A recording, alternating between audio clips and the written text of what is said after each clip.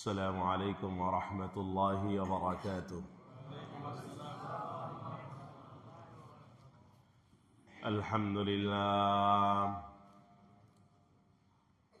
الحمد لله نحمده ونستعينه ونستغفره ونؤمن به ونتوكل عليه ونعوذ بالله من شرور أنفسنا ومن سيئات أعمالنا. من يهده الله فلا مضل له ومن يضلله فلا هادي له، ونشهد أن لا إله إلا الله وحده لا شريك له، ونشهد أن سيدنا وسندنا وحبيبنا وطبيبنا ومولانا وأولانا محمدا عبده ورسوله، أرسله الله تعالى بالحق بشيرا ونذيرا وداعيا إلى الله بإذنه وسراجا منيرا. أما بعد، فأعوذ بالله من الشيطان الرجيم. بسم الله الرحمن الرحيم. وقضى ربك ألا تعبدوا إلا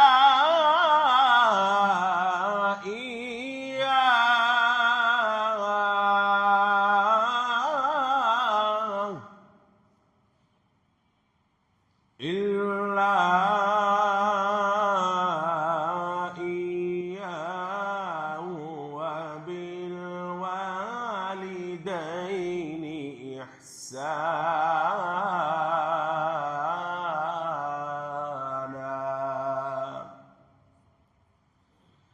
إما يبلغن عندك الكبر أحدهما أو كلاهما فلا تقل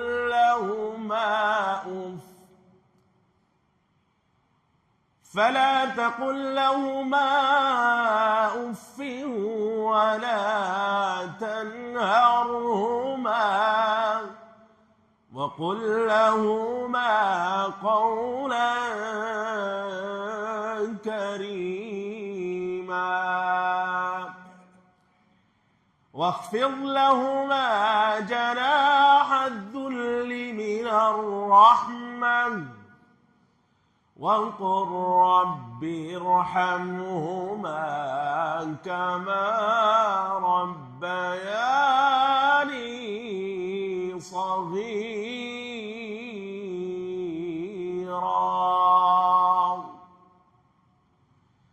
وعن عبد الله بن عمرو بن العاص رضي الله تعالى عنه أنه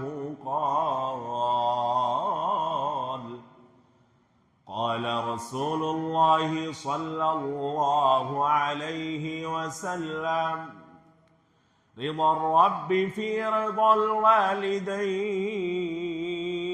وسخط الرب في سخط الوالدين. رواه الترمذي. صدق الله مولانا العظيم وصدق رسوله النبي الكريم، ونحن على ذلك لمن الشاهدين والشاكرين، والحمد لله رب العالمين.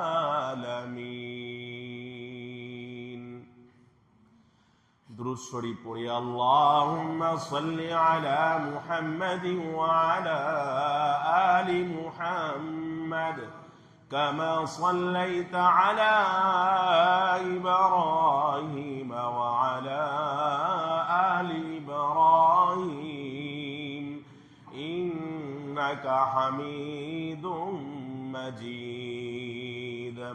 اللهم بارك على محمد وعلى آل محمد كما باركت على إبراهيم وعلى آل إبراهيم إنك حميد مجيد। سبحانك لا علم لنا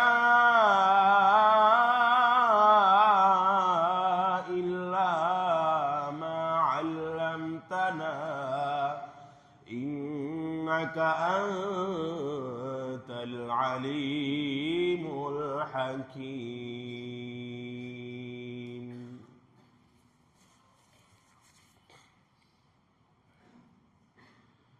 আলহামদুলিল্লাহ, আল্লাহ জাল্লা জালালুহু আম্মা নওয়ালুহু শাহী দরবারে লাখো কোটি শুকরিয়া আদায় করছি যে আল্লাহ আমাদেরকে পবিত্র শাবান মাসের প্রথম জুমা আদায়ের জন্য উপস্থিত হওয়ার তৌফিক দানে ধন্য করেছেন। এজন্য সেই মহান রবের আলিশান দরবারে একবার ইমানের আওয়াজকে উঁচু করে কালিমাতুশ শুকর হাদিয়া পেশ করি। সবাই পড়ি আলহামদুলিল্লাহ। ধারাবাহিক আমাদের আলোচনা চলছিল ইসরা এবং মেরাজ সম্পর্কে। রাসূল করিম সাল্লাল্লাহু আলাইহি ওয়াসাল্লামের মেরাজ বাইতুল্লাহ থেকে নিয়ে বাইতুল মুকাদ্দাস এবং আল বাইতুল মুকাদ্দাস থেকে নিয়ে আরশে আজিম পর্যন্ত এই কোটি কোটি বছরের বিলিয়ন বিলিয়ন রাস্তার দূরত্বের যে ঐতিহাসিক অবিস্মরণীয় অত্যাশ্চর্য ঘটনা, এটা স্বপ্নযোগে নয়, সশরীরে হয়েছিল। এই বিশ্বাস আমাদের সবাইকে লালন করতে হবে। এই বিশ্বাস যদি না থাকে, যদি কেউ একথা মনে করে যে এক রাতে এত অল্প সময়ের মাঝে রাসূল করিম সাল্লাল্লাহু আলাইহি ওয়াসাল্লাম কিভাবে এত বিশাল পথ পাড়ি দিলেন, এটা তো পৃথিবীর কোনো নিজাম, কোনো নিয়ম, পৃথিবীর কোনো আইন, কোনো কানুন, বৈজ্ঞানিক কোনো ব্যাখ্যা দাঁড় করিয়ে এটাকে বাস্তব রূপ দেওয়া কখনোই সম্ভব না। একমাত্র যদি আপনি ঈমান আনেন রাসূল করিম সাল্লাল্লাহু আলাইহি ওয়াসাল্লামের উপর, যে আল্লাহ তাআলা চাইলে এটা সম্ভব এবং এটা হয়েছে এবং এটা সবচেয়ে বড় মুআজিজা হিসাবে বিবেচিত হয়েছে, তাহলেই শুধুমাত্র আপনার ঈমান বা আপনার ঈমানের সুরক্ষা হবে। তাছাড়া ঈমান চলে যাবে। মক্কার কাফেররা এই ঘটনা যখন শুনলো, আগেও বলেছি আমি, তখন তারা বলতে লাগলো যে মুহাম্মদ সাল্লাল্লাহু আলাইহি ওয়াসাল্লাম, আমরা বলছি সাল্লাল্লাহু আলাইহি ওয়াসাল্লাম, তারা তো বলে না, পাগল হয়ে গেছে। আগে যাও হাফ পাগল ছিল, এখন ফুল পাগল হয়ে গেছে, এটা তারা বলতে লাগলো। নাউযুবিল্লাহি মিন যালিক। আবু বকরকে বলতে লাগলো, দেখো তুমি তো আমাদের কথা শোনো নাই, নবী মুহাম্মাদের কথা শুনেছ, দেখো কি উদ্ভট কথাবার্তা আমাদেরকে শোনাচ্ছে। এক রাতে বাইতুল্লাহ থেকে নিয়ে বাইতুল মুকাদ্দাস, সেখান থেকে আরশে আজিম, প্রথম দ্বিতীয় তৃতীয় চতুর্থ পঞ্চম ষষ্ঠ সপ্তাকাশ সিদরাতুল মুনতাহা সবকিছু ছাড়িয়ে ছাপিয়ে চলে গিয়েছে আরশে আজিম পর্যন্ত। আল্লাহর সাথে দেখা করে এক রাতে আবার ফিরে এসেছে। এটা কেউ বিশ্বাস করবে? মক্কার কাফেররা এই কথা বলে ফোরন কাটতে লাগলো হযরতে আবু বকরকে। হযরতে আবু বকর বলতে লাগলেন, যদি আমার নবী বলে থাকেন তাহলে এটাই সত্য, কোনো কিলোকাল নাই, চুলচেরা বিশ্লেষণ করা ছাড়া, কোনো ধরনের মাগার আগার যদি কিন্তু বাট ইফ নট এগুলা ছাড়া আমি ঘোষণা দিচ্ছি, আল্লাহ নবী বলে থাকলে এটাই সত্য, এর মাঝে সন্দেহের বিন্দু মাত্র কোনো অবকাশ নাই। সুবহানাল্লাহ। এজন্য তার টাইটেল হয়েছে, তার উপাধি হয়েছে আবু বকর আস-সিদ্দিক, সর্বকালের সর্বশ্রেষ্ঠ মহা সত্যবাদীদের যিনি টপ লেভেলে চ্যাম্পিয়ন হিসাবে স্থান অধিকার করেছেন, হযরত আবু বকর সিদ্দিক রাদিয়াল্লাহু তাআলা আনহু। فأوحى إلى عبده ما أوحى ما كذب الفؤاد ما رأى أفتمارونه على ما يرى ولقد رآه نزلة أخرى عند سدرة المنتهى عندها جنة المأوى إذ يغشى السدرة ما يغشى ما زاغ البصر وما طغى لقد رأى من آيات ربه الكبرى أفرأيتم اللات والعزى ومناة الثالثة الأخرى। আল্লাহ নবী যখন আল্লাহর সাথে সৌজন্য কাঙ্ক্ষিত সাক্ষাতে ধন্য এবং মিলিত হলেন, আমরা গত জুমায় শুনেছি যে আল্লাহ নবীকে 3টা পুরস্কার দেওয়া হয়েছিল। তার ভিতরে 5 টাইমস সালাত এভরিডে, প্রত্যেক দিন 5 ওয়াক্ত নামাজ। যদিও প্রথমে হয়েছিল 50 ওয়াক্ত, পরে আল্লাহর নবী বারবার আবদার করবার কারণে আল্লাহর কাছে রিট পিটিশন দাখিল করেছেন যে না, আমার উম্মত এটা পারবে না, আপনি এটা কমিয়ে দেন। তো আল্লাহ রাব্বুল আলামিন কমিয়ে দিলেন বটে, কিন্তু বললেন মা ইউবাদদালুল কওলু লাদাইয়া ওয়া মা আনা বিযাল্লামিল লিল আবিদ। আমার কথার কোনো নড়চড় হয় না, পরিবর্তন বিবর্তন হয় না। 50 ওয়াক্তের জায়গায় 5 ওয়াক্ত করে দিলাম বটে, কিন্তু সওয়াব পাবে 50 ওয়াক্তের। সুবহানাল্লাহ। 2 নম্বর ছিল পুরস্কার, সূরা বাকারার শেষ 2 আয়াত। আর 3 নম্বর ছিল আমার উম্মতের মাঝে যারা শিরকে লিপ্ত হবে না, পৌত্তলিকতায় মূর্তি পূজায় যারা লিপ্ত হবে না, তাদের সবাইকে আল্লাহ রাব্বুল আলামিন মাফ করে দিবেন তওবার শর্তে। সুবহানাল্লাহ। এই 3টা ছাড়াও মুফাসসিরিনে কেরাম বলেন, পবিত্র কোরআনের 53 নম্বর সূরা হচ্ছে সূরা নাজম। সূরা নাজমের 10 নম্বর আয়াতে আল্লাহ রাব্বুল আলামিন বলেন, যখন আল্লাহর নবী আল্লাহর সাথে সাক্ষাতে মিলিত হয়েছেন, তখন এই 3টা বিষয় ছাড়াও আরো একাধিক বিষয় আল্লাহ তাআলা তার নবীর কাছে ওহী করেছেন, প্রত্যাদেশ করেছেন। কি সেই বিষয়? আল্লাহ তাআলা সূরা নাজমের 10 নম্বর আয়াতে বলেন, ফাআওহা ইলা আবদিহি মা আওহা। ওই কাঙ্ক্ষিত যখন মোমেন্টাম চলছিল, ওই সময়ে আল্লাহ তাআলা তার নবীকে আরো কিছু ওহী করেছেন। কি ওহী করেছেন? ফাআওহা ইলা আবদিহি মা আওহা, যা ওহী করার তা ওহী করেছে। এই সূরায় আবার সেটার উল্লেখ নাই।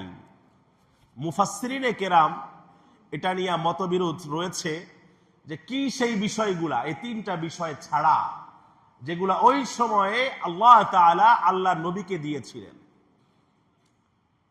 কোন কোন মুফাসসিরিনে কেরাম বলেন, তাদের সূত্র ধরে আমি বলছি যে আল্লাহ তাআলা ওই সময়ে পবিত্র কোরআনের 17 নম্বর সূরা, সূরা বনী ইসরাঈলের একদম 23 নম্বর আয়াত থেকে শুরু হয়ে দুইটা রুকুতে প্রায় 14টা দফা আল্লাহ তাআলা আল্লাহর নবীকে দান করেছেন, যেই 14টা দফা ইসলামী রাষ্ট্র ব্যবস্থা এবং ইসলামী রাষ্ট্র পরিচালনার মূল নীতি বা সংবিধান হিসাবে বিবেচিত।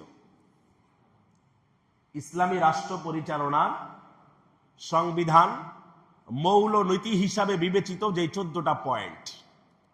কোন কোন মুফাসসিরিনে কেরাম এভাবে ব্যাখ্যা করেছেন, পবিত্র কোরআনের সূরা বনী ইসরাঈলের 23 নম্বর আয়াত থেকে নিয়ে শুরু হয়ে লাগাতার পরপর 2টা রুকুতে যে 14 দফা বা 14টা প্রস্তাবের আলোচনা করা হয়েছে।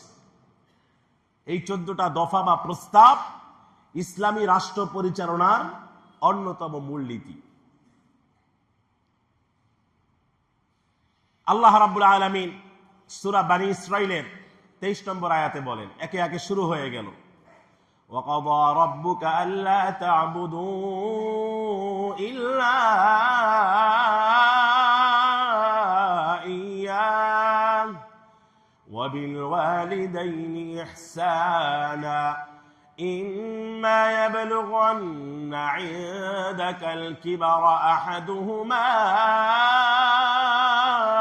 أَوْ كِلَاهُمَا فلا تقل لهما أف ولا تنهرهما وقل لهما قولا كريما واخفض لهما جناح الذل من الرحمة وقل رب ارحمهما كما ربياني صغيرا ربكم أعلم بما في نفوسكم إن تكونوا صالحين فإنه كان للأوابين غفورا وآت ذا القربى حقه والمسكين وابن السبيل ولا تبذر تبذيرا إن المبذرين كانوا إخوان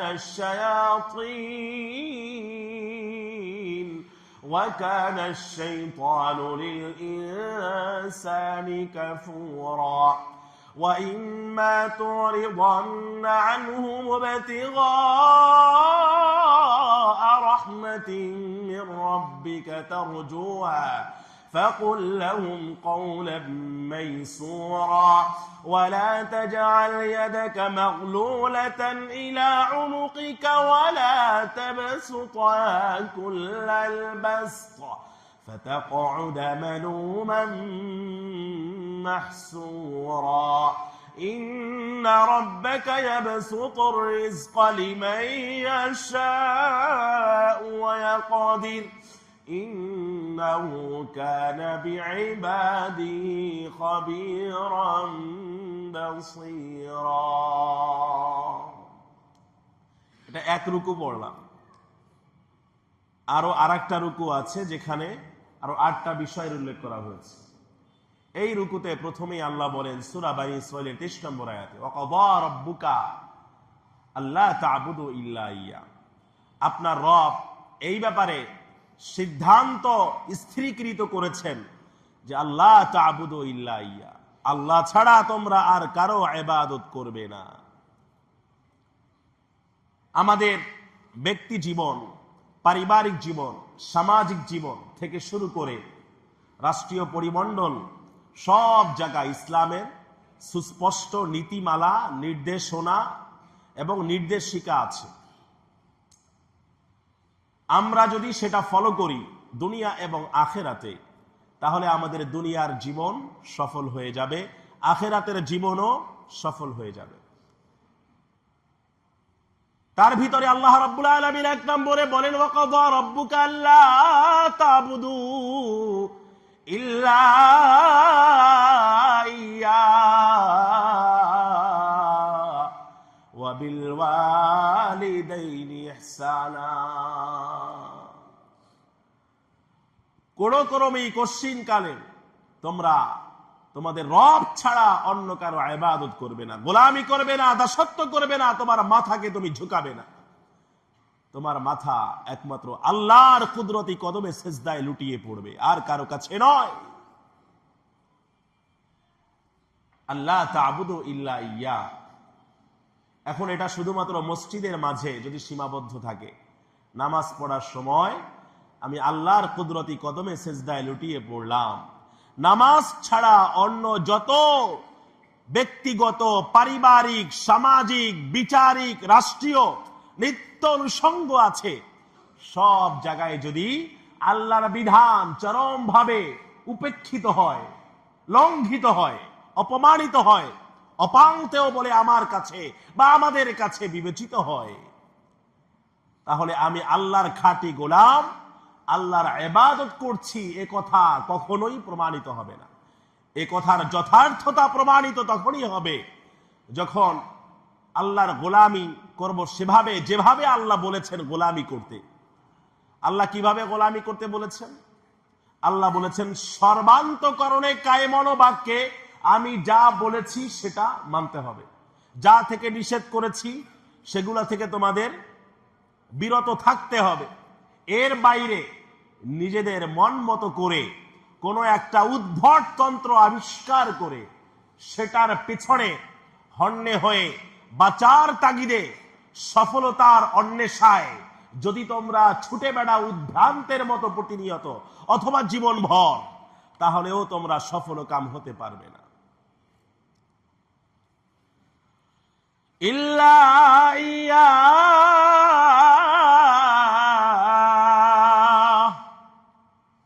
আল্লাহ রাব্বুল আলামিনের তাওহীদ এবং একত্ববাদ সর্বক্ষেত্রেই এটাকে মানতে হবে। নির্বাহী বিভাগে ইসলাম আছে না নাই? বিচার বিভাগে ইসলাম আছে না নাই?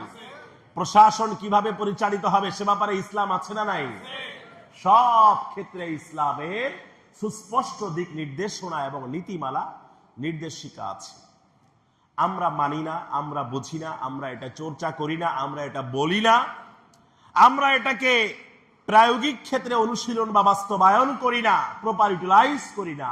এটা আমাদের ব্যর্থতা, আমাদের দুর্বলতা, আমাদের অক্ষমতা, আমাদের অপারগতা। কিন্তু ইন্না দীন ইনদাল্লাহিল ইসলাম, Islam is the complete code of life. ইসলাম হচ্ছে মানব জীবনের সর্বকালের সর্বশ্রেষ্ঠ পূর্ণাঙ্গ জীবন ব্যবস্থার পূর্ণাঙ্গ নাম। এই জন্য শুধুমাত্র 5 ওয়াক্ত নামাজের মাঝেই আল্লাহর কুদরতি কদমে সেজদায় লুটিয়ে পড়ার মাধ্যমেই শুধুমাত্র আমি যে আল্লাহর খাঁটি বান্দা এটার যথার্থতা প্রমাণিত প্রতিফলিত হবে না, বরং সব ক্ষেত্রে ব্যবসা বাণিজ্য আমি করছি,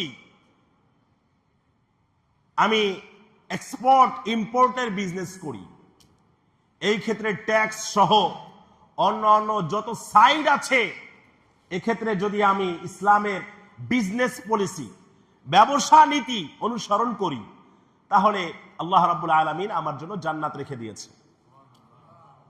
আর যদি আমি সেক্ষেত্রে 6 কে 9 বানাই, 9 কে 6 বানাই, ইংলিশে যে 9 আর 6 এটাকে উল্টিয়ে দিলে ইংলিশের 9 উল্টে দিলে কি হয় 6, 6 কে উল্টে দিলে কি হয় 9, এটাকে বাংলায় বলে 9 6 করা, 6 কে 9 করা, 9 কে 6 করা। এভাবে যদি আমি বিজনেস পলিসি অবলম্বন করি, honesty is the best policy, এটাকে বাদ দিয়ে বাস দুনিয়াতে যেভাবে চলছে সবার সাথে কাঁধে কাঁধ মিলিয়ে একই সুরে একই স্বরে আমার মতো হারাম পলিসিতে আমি বিজনেস করছি, কেউ যদি নাও বুঝে বা নাও জানে আওয়াজ দিয়া বলেন না আমার আল্লাহ জানেন কি জানেন না? ভোক্তা অধিকার থেকে আপনাকে অভিযান পরিচালনা করে জরিমানা করলো না, ফাইন করলো না, কিন্তু আমার আল্লাহ যেদিন ধরবেন সেদিন কিন্তু ফাইন করে নতুন করে আবার বিজনেস স্টার্ট করবেন, সেই সুযোগটাও কিন্তু আল্লাহ দেবেন না। দেবেন? দুনিয়ার পাপাচারী বান্দারা আল্লাহকে বলবে রব্বানা আবসারনা ওয়া সামি'না ফারজি'না না'মাল সালিহান ইন্না মুকিনুন।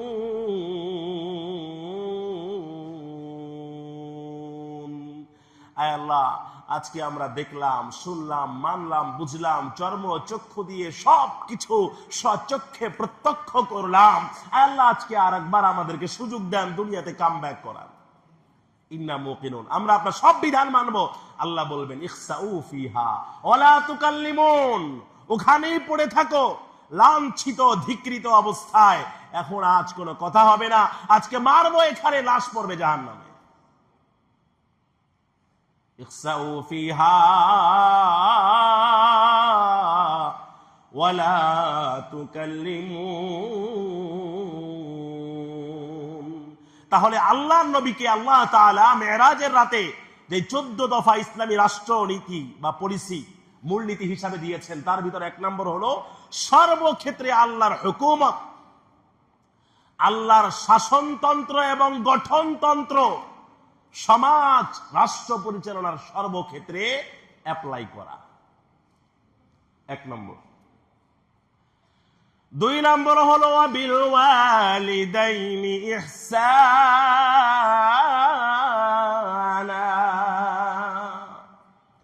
পিতা মাতার সাথে সদাচরণ করা।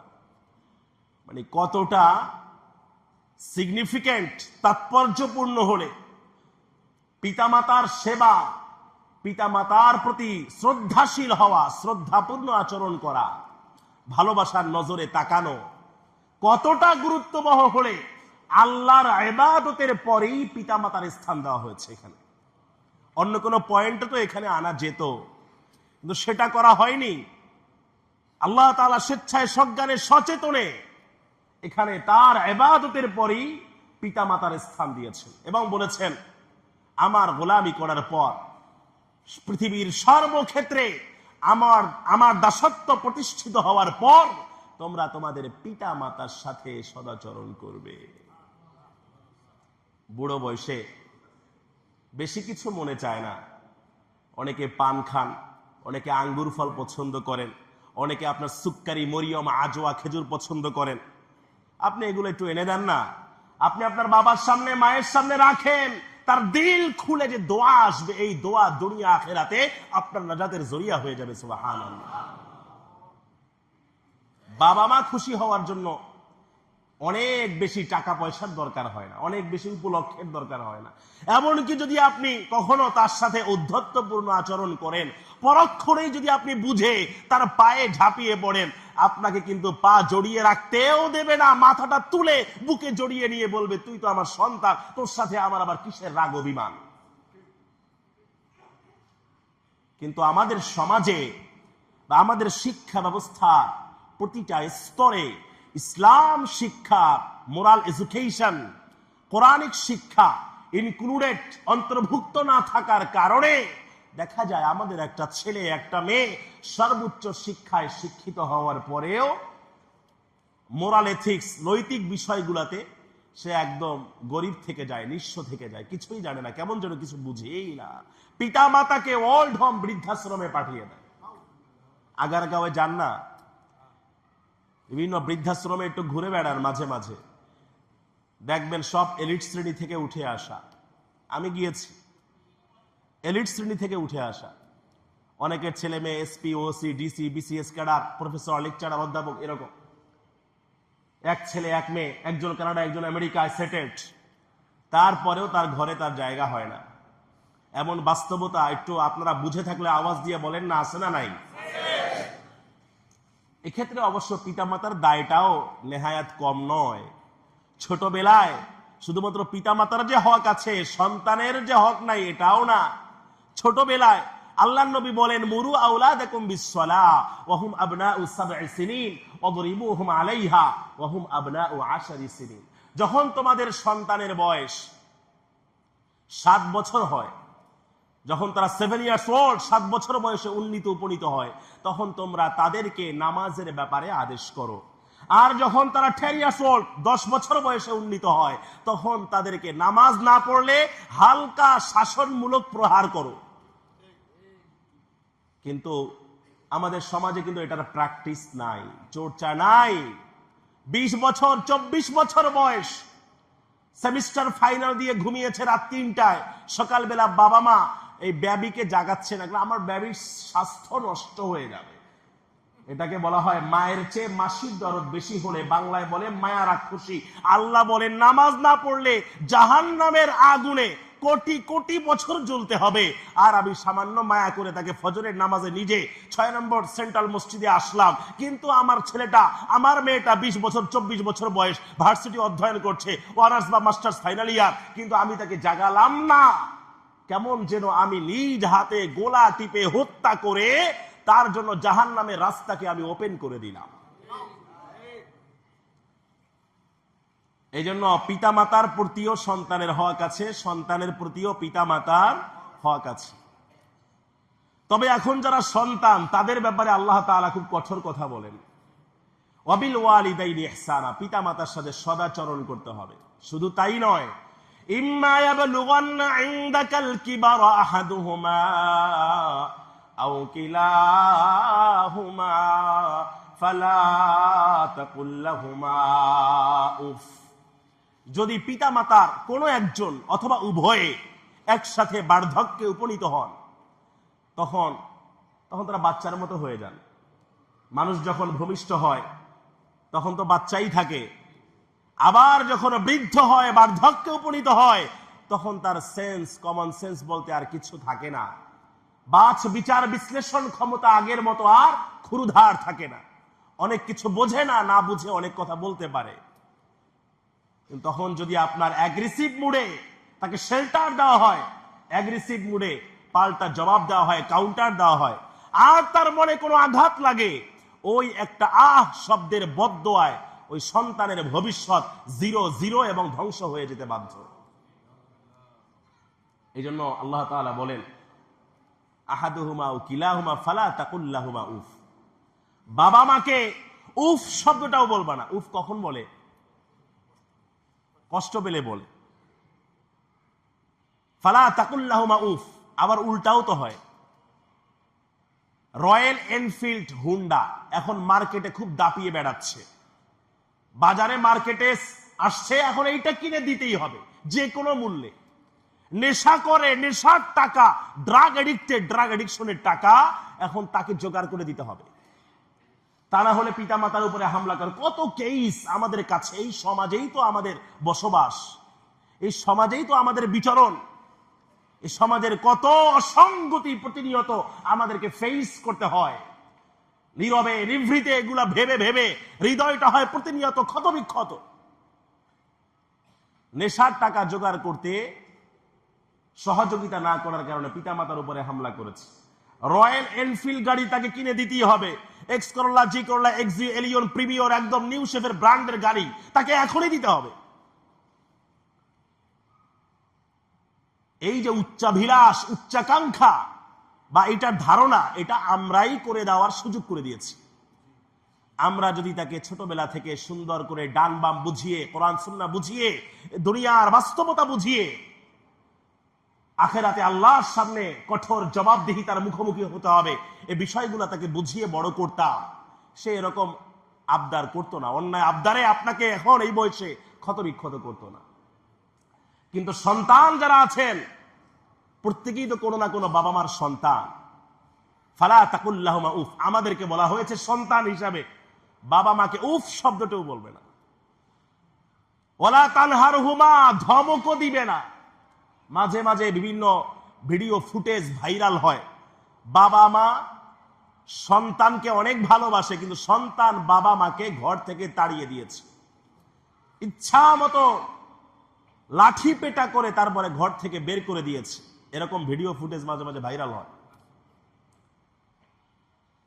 ওয়ালা তানহারহুমা, ধমক দিবে না। ওয়াকুল লাহুমা কাওলান কারীমা, ন্যায় সঙ্গত কথা বলবে, সম্মানজনক আচরণ করবে, শ্রদ্ধাপূর্ণ শব্দ ব্যবহার করবে। যেই কথা শুনে, যেই ডাক শুনে তার হৃদয় দেহমান শীতল হয়ে যায়, সেই ডাকেই তাকে ডাকতে হবে, সেভাবেই তার সাথে শ্রদ্ধার সাথে আচরণ করতে হবে। ওয়াকফিদ লাহুমা জানাহাদ দুল্লি মিনার রাহমা, এবং বিনয়ের ডানা তাদের সামনে বিছিয়ে দিতে হবে। বিনয়ের ডানা, আপনি যত বড়ই হন না কেন, বাবা মার কাছে প্রেসিডেন্টও ওই শিশুর মতো। বড় খতিব সাহেব, ইমাম সাহেব, বড় মুহাদ্দিস, ওয়াইজ, বাবা মার সামনে কিছুই না। ওয়াকফিদ লাহুমা জানাহাদ দুল্লি মিনার রাহমা ওয়াকুর রাব্বিরহামহুমা কামা রাব্বায়ানি সগীরা। আর যদি দুনিয়া থেকে বিদায় হয়ে তারা অন্ধকার কবরের চির বাসিন্দা হয়ে যান, তাহলে তাদের জন্য মাগফিরাতের দোয়া করো। বছরে একবার হুজুরদেরকে দাওয়াত করে খতম মিলাদ পড়িয়ে মিষ্টি বিতরণ করে আমরা মনে করি বোধহয় আমাদের দায়িত্ব শেষ হয়ে গেছে, এটার মাধ্যমে আপনার বাবা মার হক আদায় হবে না। এগুলো নিয়ে বলতে গেলে তো অনেক সময়ের দরকার। এই জন্য আপনি প্রত্যেক নামাজে আল্লাহর কাছে হাত তুলে দোয়া করেন যাদের বাবা মা নাই, বাবা মা মারা গেছে অথবা যে কোনো একজন মারা গেছে, এমন কে কে আছেন একটু হাত তুলেন তো। অনেকেরই তো মারা গেছে দেখা যায়, আমারও নাই। ছোটবেলায় আমিও আমার বাবাকেও হারিয়েছি, আমার মাকেও হারিয়েছি। এই ক্ষেত্রে আমার জীবনটা রাসূল করিম সাল্লাল্লাহু আলাইহি ওয়াসাল্লামের মতো। 4 বছর যখন বয়স, আমার বাবাকেও হারিয়েছি, মাকেও হারিয়েছি। আল্লাহর নবী সাল্লাল্লাহু আলাইহি ওয়াসাল্লামের বয়স যখন 6 বছর, তখন তার মাকে হারিয়েছেন। আর আল্লাহ নবী সাল্লাল্লাহু আলাইহি ওয়াসাল্লাম যখন মায়ের গর্ভে, তখন তার বাবাকে হারিয়েছে। তার বাবার চেহারাও দেখেন নাই। এই জন্য সূরা দুহা, পবিত্র কোরআনের সূরা দুহা আমার কাছে মনে হয় কেমন যেন এটা আমার জন্যই নাজিল করা হয়েছে। 93 নম্বর সূরা। আল্লাহ তাআলা আল্লাহর নবীকে সম্বোধন করে বলেন, ওয়াদ-দুহা ওয়াল-লাইলি ইযা সাজা মা ওয়াদ্দাআকা রাব্বুকা ওয়া মা ক্বালা ওয়ালাল আখিরাতু খায়রুল লাকা মিনাল উলা ওয়ালাসাউফা ইউতিকা রাব্বুকা ফাতারদা আলাম ইয়াজিদকা ইয়াতীমান ফাআওয়া ووجدك ضالا فهدى ووجدك عائلا فأغنى فأما اليتيم فلا تقهر وأما السائل فلا تنهر وأما بنعمة ربك فحدث والضحى والليل إذا سجى ما ودعك ربك وما قلى। আপনার রব আপনাকে ছেড়েও যান নাই, আপনার প্রতি রুষ্টও হন নাই। وَلَسَوْفَ يُعْطِيكَ رَبُّكَ فَتَرْضَى, আপনার রব আপনাকে অচিরেই এত বেশি পরিমাণে দিবেন যে আপনি সন্তুষ্ট হয়ে যাবেন। সুবহানাল্লাহ। وَلَسَوْفَ يُعْطِيكَ رَبُّكَ فَتَرْضَى আলাম ইয়াজিদকা ইয়াতীমান ফাআওয়া, আল্লাহ কি আপনাকে ইয়তীম পান নাই? অতঃপর তিনি তার দয়া মায়া স্নেহ মমতা ভালোবাসায় আল্লাহ আপনাকে শেল্টার দিয়েছেন, আওয়া আশ্রয় দিয়েছেন আপনাকে। আলাম ইয়াজিদকা ইয়াতীমান ফাআওয়া ওয়া ওয়াজাদাকা দাল্লান ফাহাদা ووجدك عائلا فأغنى ووجدك ضالا فهدى, আল্লাহ আপনাকে পেয়েছিলেন পথহারা, অতঃপর আপনাকে দিয়েছেন পথের সন্ধান। ووجدك عائلا فأغنى, আল্লাহ আপনাকে পেয়েছেন নিঃস্ব সহায় সম্বলহীন, অতঃপর আপনাকে সামাজিকভাবে সুপ্রতিষ্ঠিত করেছেন সক্ষম, সচ্ছল এবং স্বাবলম্বী। ওয়াজাদাকা আইলান ফাআগনা ফাআম্মাল ইয়াতীমা ফালা তাকহার, অতএব ইয়াতীমকে কখনো ধমকের সুরে কথা বলবে না, ইয়াতীমকে কখনো ধমক দিবে না। وَأَمَّا السَّائِلَ فَلَا تَنْهَرْ, আর কোন ভিক্ষুককে কখনো তুমি তাড়িয়ে দিবে না, ধমকের সুরে কথা বলবে না। অনেক সময় দেখা যায় জাত ভিক্ষুক সেটা ভিন্ন কথা, এটা আপনি অনেকে বুঝেন অনেকে বুঝেন না, কিন্তু আপনার কাছে আল্লাহর নামে চাইলে আপনি দিলে আপনার সব হবে। বাসায় যাওয়ার পরে অনেক সময় দেখা যায় ধাক্কা দিয়ে ফেলে দেয়, আপনি তাকে আঘাত করেন না, আপনি তাকে ধমক দিয়েন না, তার হৃদয় থেকে আহ শব্দ আপনার বিপক্ষে বিরুদ্ধে উচ্চারিত হয় এমন কোন আচরণ আপনি কইরেন না তার সাথে। সে যদি কোনো ধরনের অসৎ পন্থা অনৈতিক পন্থা অবলম্বন করে সেটার জন্য সে আল্লাহর কাছে দায়বদ্ধ থাকবে, কিন্তু আপনি যদি তার সাথে খারাপ আচরণ করেন আপনি তো ফেঁসে গেলেন। وَأَمَّا بِنِعْمَةِ رَبِّكَ فَحَدِّثْ, রাসূল করিম সাল্লাল্লাহু আলাইহি ওয়াসাল্লাম একবার সাহাবায়ে কেরামকে নিয়ে বসে আছেন, হঠাৎ করে এক মহিলা আসলেন, আল্লাহ নবী আসার সাথে সাথে নিজে উঠে গিয়ে তার সম্মানে শ্রদ্ধায় তার চাদর মোবারক ওই মহিলার বসার জন্য বিছিয়ে দিলেন। সুবহানাল্লাহ। সাহাবায়ে কেরাম হতভম্ব হয়ে গেলেন, কিং কর্তব্য বিমূঢ় হয়ে গেলেন।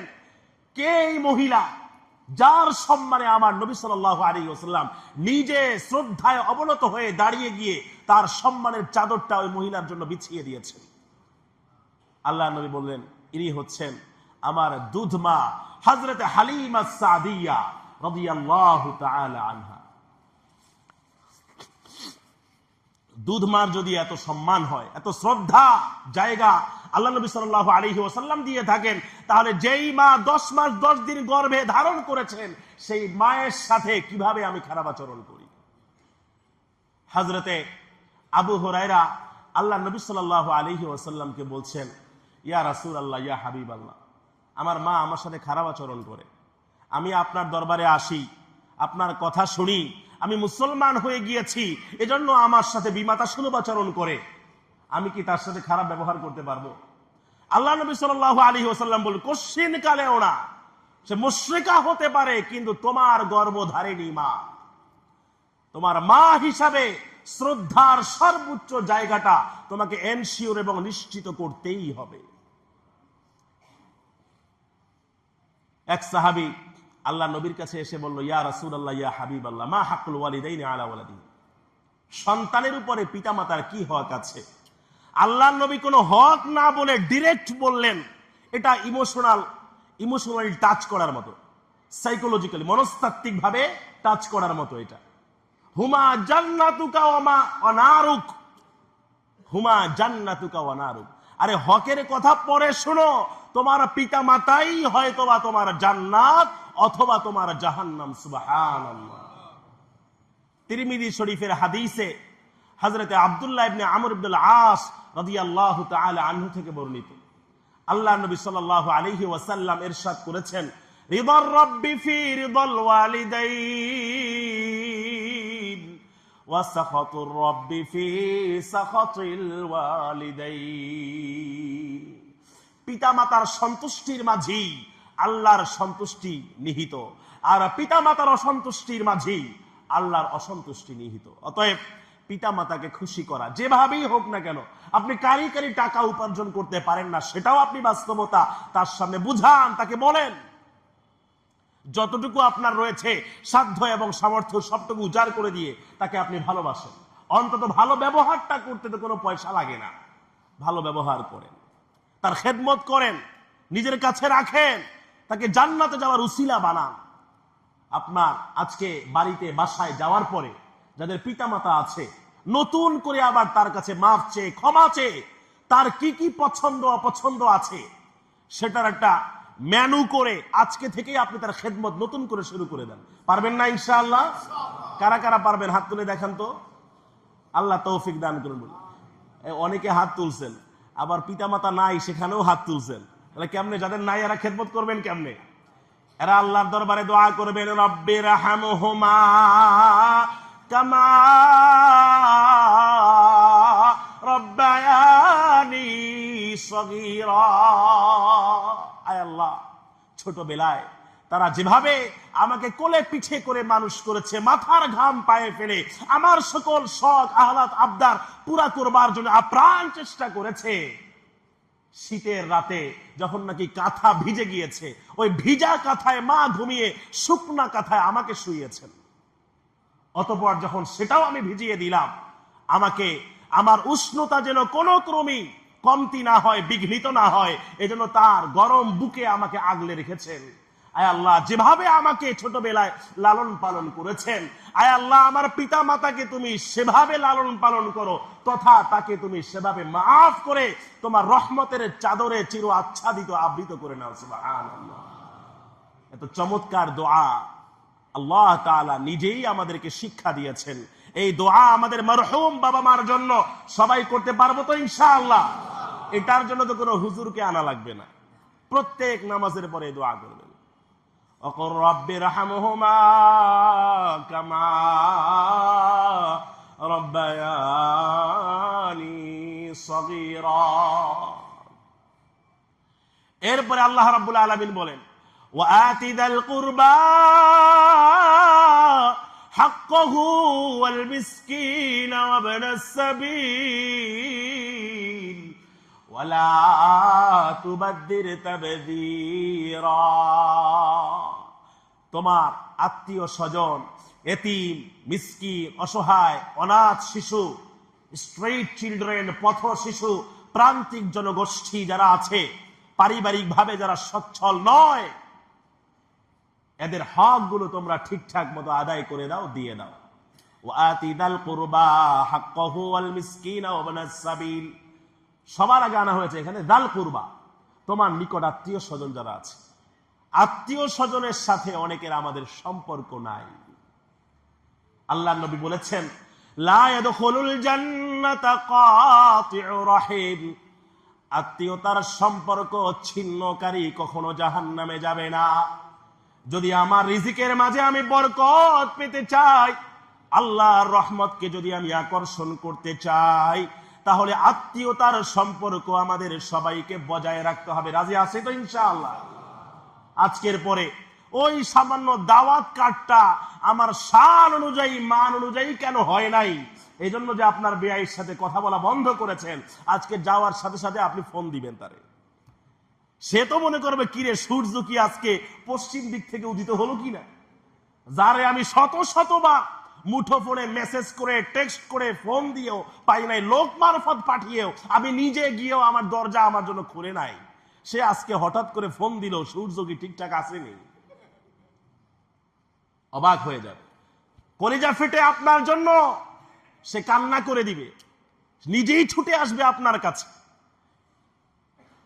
আপনি ভালোবাসা দিয়ে মানুষকে মুগ্ধ করেন। আল্লাহ নবী সাল্লাল্লাহু আলাইহি ওয়াসাল্লাম ভালোবাসা দিয়ে, হৃদ্যতা দিয়ে, আন্তরিকতা দিয়ে, আতিথেয়তা দিয়ে, পরম মমতা দিয়ে পৃথিবীর মানুষকে মুগ্ধ করেছেন। আখলাক দেখে মানুষ দলে দলে মুসলমান হয়ে গিয়েছে, সুবহানাল্লাহ। এই জন্য আমাদের আত্মীয় স্বজন যারা আছে, সবার আর্থিক অবস্থা সঙ্গতিপূর্ণ নয়, সমান নয়। আপনাকে আল্লাহ মাসে লক্ষ লক্ষ টাকা ইনকাম করার সুযোগ দিয়েছেন, আপনার ইনকাম সোর্স অনেক অবারিত, উন্মুক্ত, আপনি তার জন্য কিছু বরাদ্দ রাখেন। ওয়াআতি যাল কুরবা হাক্কাহু ওয়াল মিসকিনা ওয়া ইবনাস সাবিল ওয়ালা তুবাদদির তাবদীরা। এতিম, মিসকিন, অসহায়, আপনার নিকটতম প্রতিবেশী যারা আছে, নিকটতম প্রতিবেশী, দূরতম প্রতিবেশী, আপনার পরিচিত জনের মাঝে যাদের আর্থিক অবস্থা সঙ্গতিপূর্ণ নয়, তাদের জন্য আপনি খরচ করেন। রমজান মাস আসছে, রমজানে আপনার সাহুরের খাবার, ইফতারের খাবার, আরো কত কিছু খরচ আছে এখানে, এক্সট্রা যে খরচ, এগুলো আপনি বহন করেন। ঈদের জন্য আপনি তাকে মার্কেট করে দেন, ইনশাআল্লাহ তার মুখে যে হাসি ফুটবে, হৃদয় নিগড়ন যে দোয়া এবং ভালোবাসা বের হবে, এটাই আপনার নাজাতের জরিয়া বানিয়ে দিতে পারেন কে? ওয়াআতি যাল কুরবা হাক্কাহু ওয়াল মিসকিনা ওয়া ইবনাস সাবিল ওয়ালা তুবাদদির তাবদীরা। 4 নম্বর কর্মসূচি ইসলামী রাষ্ট্র পরিচিত, কশিন কালেও তোমরা অপচয় করবে না। যেই প্রজেক্ট প্রকল্পের কোনো দরকার নাই, ওই প্রজেক্ট প্রকল্প হাতে নেওয়া যাবে না। তার চেয়েও বেশি অন্ন, বস্ত্র, শিক্ষা, স্বাস্থ্য, চিকিৎসা, বাসস্থান, একজন নাগরিকের মৌলিক যে অধিকার আছে, এগুলো সর্বাগ্রে নিশ্চিত করতে হবে। তারপরে অন্যান্য প্রজেক্ট প্রকল্প। ওয়ালা তুবাদদির তাবদীরা ইন্নাল মুবাদদিরিনা কানু ইখওয়ানাশ শায়াতিন ওয়া কানাশ শাইতানু লিরাব্বিহি কাফুরা। নিশ্চয়ই অপচয়কারীরা শয়তানের ভাই। 14টা পয়েন্ট ইসলামী রাষ্ট্র পরিচালনার আল্লাহ তাআলা তার নবীকে মেরাজের রাতে দান করেছেন। তার ভিতরে আলোচনা হয়েছে, তাও অতি সংক্ষিপ্ত পরিসরে, মাত্র কয়টা? 4টার আলোচনা হয়েছে, বাকি আছে এখনো কয়টা? 10টা। আল্লাহ যদি কখনো সুযোগ দান করেন আমরা আলোচনা করব, শুনবো। তাহলে 1 নম্বর হলো তাওহীদ, একত্ববাদ, আল্লাহর গোলামি করতে হবে। 2 নম্বর পিতামাতার সাথে সদাচরণ করতে হবে। 3 নম্বর হলো আত্মীয় স্বজন, এতিম, মিসকিন, অসহায় পর্যায়ক্রমে ধারাবাহিকভাবে পর্যায়ক্রমে ক্রমানুসারে এদের প্রত্যেকের হক আদায় করতে হবে। আর 4 নম্বর হলো কোন ক্রমেই জীবনের কোন ক্ষেত্রেই অপচয় করা যাবে না। আবার দান করা বন্ধ করে দিয়েন না আপনারা, এটা আবার অপচয় না। আল্লাহ রাব্বুল আলামিন যা কিছু আলোচনা হলো আমাদের সবাইকে বোঝার, মানার, আমল করার তৌফিক দান করুন বলি আমিন। ওয়া আখিরু দাওয়ানা আনিল হামদুলিল্লাহি রাব্বিল আলামিন।